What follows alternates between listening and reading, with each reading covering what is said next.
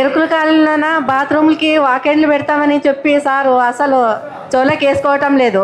Pipe line పెడతానని చెవులోకి వేసుకోవటం లేదు. ఎన్ని తూర్లు అడగాలో మీరే చెప్పండి అధ్యక్ష.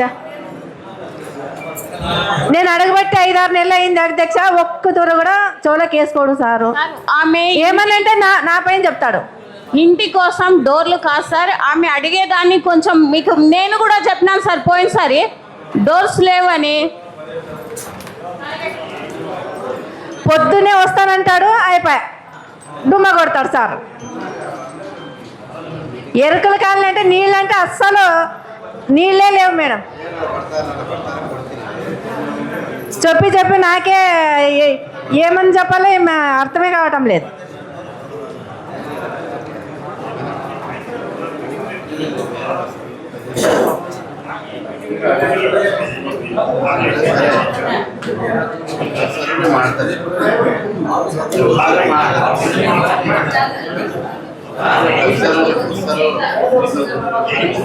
ఎన్నిసార్లు అయింది సార్ ఆమె చెప్పడము.